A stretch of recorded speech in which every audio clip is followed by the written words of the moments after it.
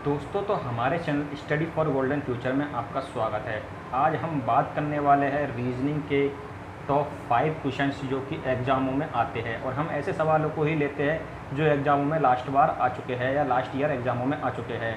तो जो कि सभी परीक्षाओं में पूछे जाने वाले ऐसे सवाल ही हम लेते हैं, बिल्कुल आसान तरीके से। हम उन सवालों को आपको बिना पेन चलाए हल करना सिखाएंगे। तो आइए स्टार्ट करते हैं हमारे वीडियो को। लेकिन आपने अभी तक अगर हमारे चैनल को सब्सक्राइब नहीं किया है तो चैनल को सब्सक्राइब कर दीजिए। तो आइए देखते हैं हमारा पहला सवाल कौन सा है। दोस्तों, तो आज का हमारा पहला सवाल है वो है श्रृंखला से। तो आइए सबसे पहले हमें क्या करना है कि सवाल में क्या दिया हुआ है उसे गौर से पढ़ना है। तो सवाल में दिया हुआ है, दी गई श्रृंखला में अगली संख्या क्या होगी। यानी श्रृंखला दी हुई है, उसमें हमसे क्या पूछ रहा है, अगली संख्या, यानी श्रृंखला में अगली संख्या क्या होगी। तो सबसे पहले हमें क्या करना है, सवाल पढ़ने के बाद में हमें संख्याओं को देखना है कि संख्या क्या दी हुई है, फिर हमें अगली संख्या ज्ञात करनी है। तो देखते हैं ये संख्या क्या क्या दी हुई है। हम संख्या दी हुई है 1 2 2 4 8। तो फिर हम अगर इनमें अंतर देखें तो 1 और 2 में क्या अंतर मिलेगा, 1 का अंतर। 2 और 2 में क्या, 0 का अंतर। 2 और 4 में क्या, 2 का अंतर। 4 और 8 में क्या, 4 का अंतर। तो इसमें अंतर से हमें क्या है, कुछ समझ में नहीं आ रहा है।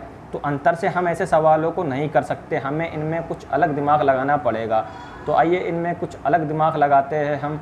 तो इस सवाल को इस प्रकार से करने की सोचते हैं। हमें क्या करना है इस सवाल में, हमें जो ये पहली 2 संख्याएं दी हुई है 1 और 2, इसका क्या करना है, गुणा कर देना है। तो 2 एकम क्या होता है, 2। इसी प्रकार से तीसरी संख्या आ जाएगी हमें। फिर हमें क्या करना है, दूसरी, तीसरी और चौथी संख्या का क्या कर देना है, इसी प्रकार से गुणा। तो हमारी कौन सी आ जाएगी, 5वीं संख्या। तो 2 दूनी 4 दूनी कितना होता है हमारा, 8। अब इसी प्रकार से हमें क्या करना है, ये चौथी है और ये 5वीं संख्या है, इसका गुणा कर देना है। तो हमारी क्या है, अगली संख्या आ जाएगी। तो आइए इसका गुणा करते हैं। तो 4 अंटे कितना होता है हमारा, 32। तो अगली संख्या आ जाएगी हमारी 32।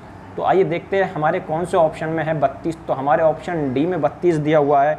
तो इस प्रकार से हमारा 32 राइट आंसर हो जाएगा। उम्मीद करता हूं दोस्तों आपको ये सवाल समझ में आ गया होगा।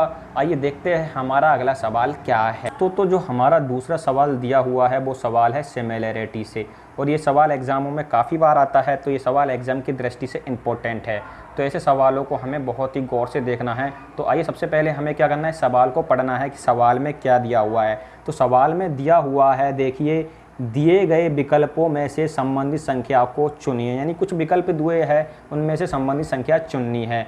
तो आइए देखते हैं। सबसे पहले हमें संख्याएं देखनी है कि सवाल में संख्याएं क्या क्या दी हुई है। तो इसमें बताया गया है 6, 18, 8 और प्रश्नवाचक चिन्ह। तो इसमें क्या बताया गया है कि 6, 18 बना है, इसी प्रकार से 8 क्या बनेगा, यानी 8 के स्थान पर क्या आएगा। तो 6, 18 किस प्रकार से बन सकता है, तो हमें सबसे पहले ये देखना है। तो हम अगर 6 को 3 से गुणा करते हैं तो हमारा 18 बन जाता है। अगर 8 को 3 से गुणा करेंगे हम तो कितना आएगा हमारा 24। लेकिन 24 हमारे किसी भी ऑप्शन में नहीं है, तो इस प्रकार से हम इसे हल नहीं कर सकते। तो अब देखते हैं हम इसमें कुछ अलग करके। तो जैसे कि हमने क्या किया, इसमें हमने किया 6 का स्क्वायर, 6 का स्क्वायर कर दिया हमने, तो कितना आ गया हमारा 36। अब इसमें दे दिया क्या, 2 का भाग, तो हमारा कितना आ जाएगा 18। तो इसी प्रकार से अब हमें क्या करना है, जो 8 का स्क्वायर है वो करना है। तो हम 8 का स्क्वायर करेंगे तो 8 का स्क्वायर होता है हमारा 64। अब 64 में क्या घटाना है हमें, वो घटाना नहीं, भाग देना है कितने का, 2 का। तो हमारा क्या आ जाएगा 32। अब देखते हैं 32 हमारे कोई से ऑप्शन में है क्या। तो हमारा 32 है, वो ऑप्शन सी में दिया हुआ है। तो इस प्रकार से हमारा ऑप्शन सी राइट टिक हो जाएगा। उम्मीद करता हूं दोस्तों आपको ये सवाल समझ में आ गया होगा। अगर सवाल समझ में आ गया है तो वीडियो को लाइक कर दीजिए, चैनल को सब्सक्राइब भी कर लीजिए। तो आइए देखते हैं हमारा अगला सवाल क्या है।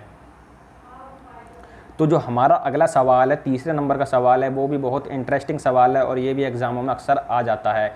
और हम ऐसे सवालों को ही लेते हैं जो एग्ज़ामों में पिछली बार आ चुके हैं और एग्ज़ामों में अब आ सकते हैं। हम ऐसे ही पैटर्न के सवालों को लिया करते हैं। तो आप इसलिए हमारी सारी वीडियोज़ को देख सकते हैं, और हमारी 15 वीडियो, पिछले 15 पार्ट आपको लास्ट वीडियोज़ में मिल जाएंगे। तो आइए देखते हैं सवाल को। सबसे पहले हम पढ़ लेते हैं कि सवाल में क्या दिया हुआ है।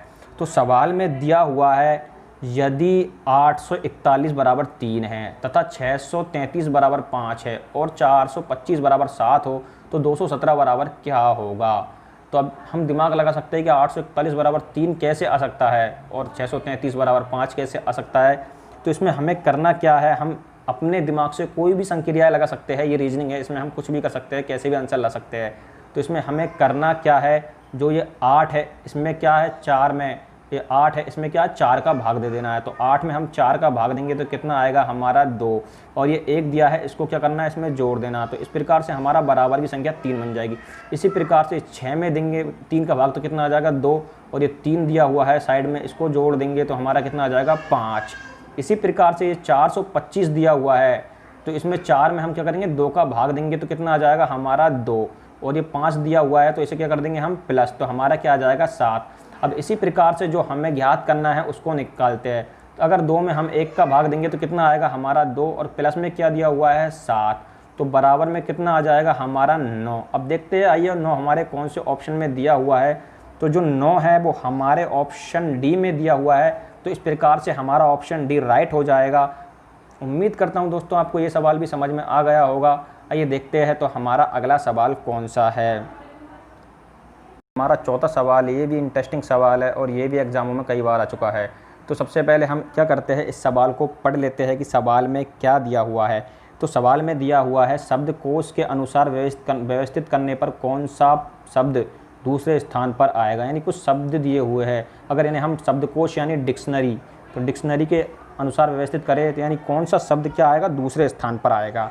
तो आइए इन्हें हम डिक्शनरी के हिसाब से व्यवस्थित कर लेते हैं। तो हमें करना क्या है, सबसे पहले इसमें हम देखते हैं पहला शब्द।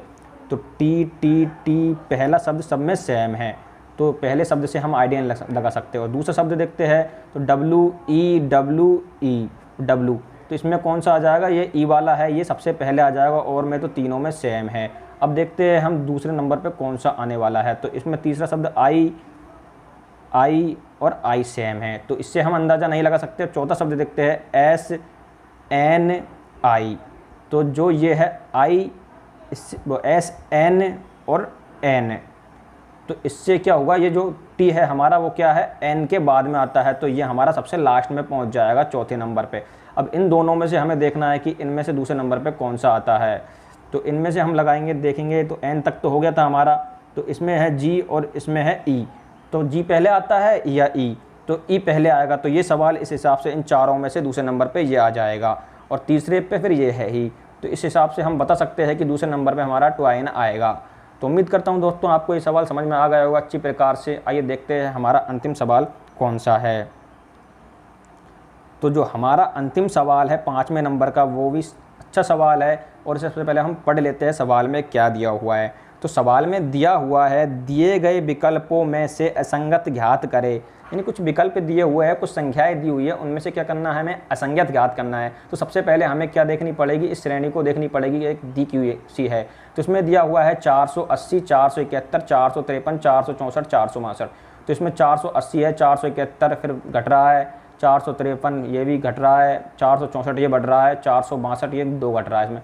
तो इसमें क्या है, असमानता से घट रहे हैं, असमानता से बढ़ रहे हैं, तो इस प्रकार से हम पता लगा नहीं सकते।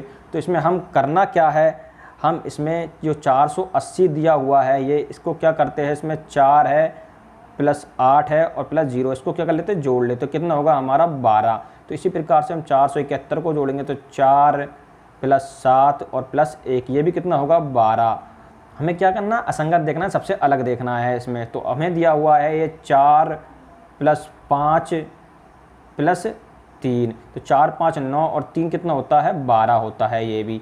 अब इसमें देखेंगे हम चौथे नंबर के में, तो 4 प्लस 6 प्लस 4 तो कितना हो जाएगा हमारा 14, जबकि 12 आना चाहिए था, जबकि लास्ट के में 4 6 और 2 ये भी 12 होगा। तो इस प्रकार से 14 किस में आ रहा है, हमारा 14 आ रहा है 464 में। तो ये सवाल हमारा सबसे असंगत हो जाएगा। तो इस प्रकार से हम ऐसे सवालों को हल कर सकते हैं। तो हमारा 464 ऑप्शन बी राइट टिक हो जाएगा। तो ऑप्शन बी राइट टिक हो जाएगा। उम्मीद करता हूं दोस्तों आपको ये सवाल समझ में आ गया होगा। अगर आपको ये सवाल समझ में आया है तो चैनल को सब्सक्राइब करें, वीडियो को लाइक करें और शेयर करना नहीं भूलें। दोस्तों वीडियो देखने के लिए धन्यवाद।